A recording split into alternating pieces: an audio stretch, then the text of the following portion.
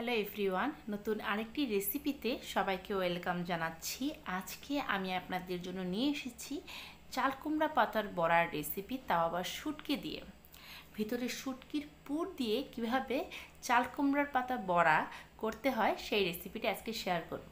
শুটকি দিয়ে যেহেতু করব, এখানে আমি প্যাকেটজাত শুটকি যেগুলো আছে সেই শুটকিটা আমি নিয়ে নিচ্ছি। এরকম প্যাকেটজাত শুটকিটা, এটা যদিও দামে একটু বেশি হয়, তারপরও এই শুটকিটা ভালো। আপনারা এই প্যাকেটের শুটকি দিয়ে রান্নাটা করবেন। আমি এখানে লোটটা শুটকি নিয়ে নিয়েছি, আর এখানে চাল কুমড়ার পাতা ধুয়ে বিছিয়ে নিয়েছি। আমি 2টা করে পাতা প্লেটে সাজিয়ে নিয়েছি। প্রথমেই আমি শুটকি লাড়া করে নিয়েছি। এই শুটকি কীভাবে ভুনা করতে হয় সেই রেসিপি অলরেডি আমার চ্যানেলে আছে, তাই এটা আর দেখাচ্ছি না। আপনারা চাইলে আমার চ্যানেল থেকে এই ভিডিওটা দেখে নিতে পারেন। এই পাতার উপরে আমি এই শুটকি লাড়াগুলো এভাবে দিয়ে দিচ্ছি। দেখুন, দিয়ে এই পাতাটাকে এভাবে একটু ভাঁজ করে দিতে হবে, অর্থাৎ দুই সাইড থেকে খুব ভালো করে মুড়িয়ে দিতে হবে, যাতে করে শুটকির যে পোটা আছে সেটা বের হয়ে না আসে। এইভাবে আপনারা হাত দিয়ে প্যাঁচ দিয়ে অনেকটা পানের খিলি যেভাবে করা হয় ঠিক সেই প্রসেসে আপনারা করে নেবেন। তাতে করে কিন্তু ব্যাটারে যখন আমরা ডুবিয়ে এগুলো গরম তেলে ছেড়ে দেব, তাতে করে একটুও শুটকি এই ভিতরের পুরটা বের হয়ে আসবে না, ভিতরে ইনট্যাক্টভাবে থেকে যাবে। আর এটা ভাজা করলে পরে খেতে ভীষণ ভালো লাগবে। নর্মাল পাতার বড়া বা সর্ষে বাটা দিয়ে পাতার বড়া তো আমরা খেয়ে থাকি, কিন্তু এভাবে শুটকির পুর ভিতরে দিয়ে পাতার বড়া একদিন খেয়ে দেখবেন, তাহলে বুঝতে পারবেন এটা কতটা টেস্টি হয়ে থাকে।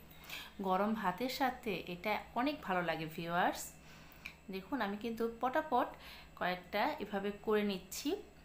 আমার এই রেসিপিগুলো যদি আপনাদের ভালো লেগে থাকে, তাহলে আমার চ্যানেলটা সাবস্ক্রাইব করে পাশে থাকা বেল আইকনটা বাজিয়ে দেবেন। আমি যখনই আমার চ্যানেলে কোনো নতুন ধরনের রেসিপি আপলোড করব, আপনি সবার আগে নোটিফিকেশন পেয়ে যাবেন।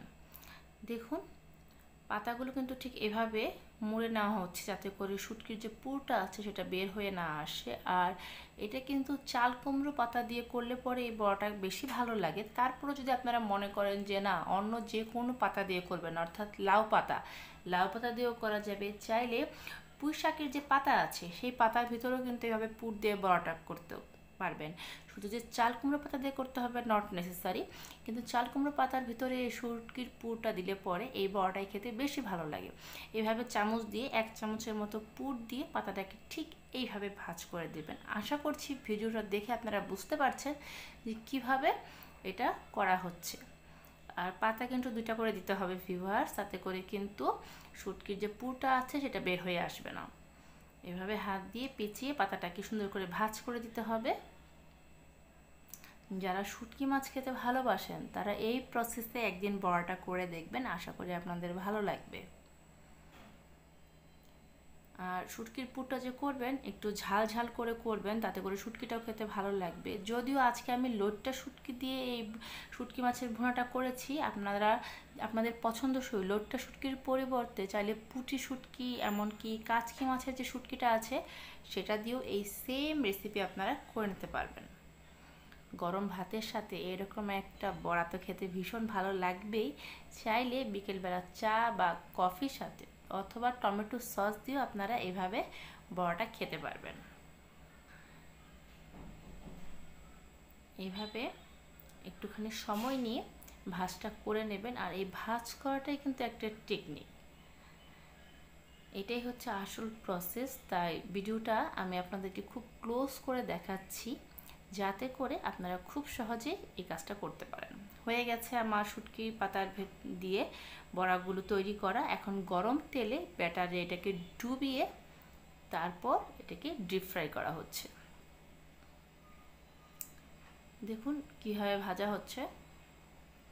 চুলার আঁচটাকে কিন্তু অবশ্যই কম রেখে তারপর ভাজিটা করবেন। ভিতরে যেহেতু শুটকির পুর দেওয়া আছে, ব্যাটার তো সবাই করতে জানেন, এটা তো কোনো বিষয় নয়। শুধু চালের গুঁড়ো আর ময়দা মিক্সড করে একটু লবণ, হলুদ আর একটু শুকনো মরিচের গুঁড়ো দিয়ে একটা ঘন ব্যাটার করে পাতাটা ব্যাটারে ডিপ করা হয়েছে আর গরম তেলে ছেড়ে দেওয়া হয়েছে। এইভাবে 5 থেকে 7 মিনিট 2টা পিঠ গোল্ডেন ব্রাউন কালার করে ভেজে নেওয়া হচ্ছে। একটু মচমচে হলে পরে খেতে ভালো লাগবে। আর যেহেতু ব্যাটারটা চালের গুঁড়ো দেওয়া করা হয়েছে, এটা কিন্তু অনেকক্ষণ পর্যন্ত মচমচে থাকবে। দেখুন, এভাবে আপনারা খুব সহজে শুটকির পুর দিয়ে চাল কুমড়া পাতার বড়া করে নিতে পারবেন। আশা করি এই রেসিপিটা আপনাদের ভালো লেগেছে। আমার বড়াগুলো ভাজা হয়ে গেছে, আমি প্লেটে সার্ভ করে নিয়েছি। দেখুন ভিতর থেকে কিন্তু একটু পুর বের হয়ে যায়নি, আর বড়াগুলো দেখেই বুঝতে পারছেন এটা কতটা ক্রিস্পি হয়েছে। আশা করি রেসিপিটা আপনাদের ভালো লেগেছে। আবার এরকম নতুন একটি রেসিপি নিয়ে চলে আসবো। সেই পর্যন্ত সবাই ভালো থাকবেন।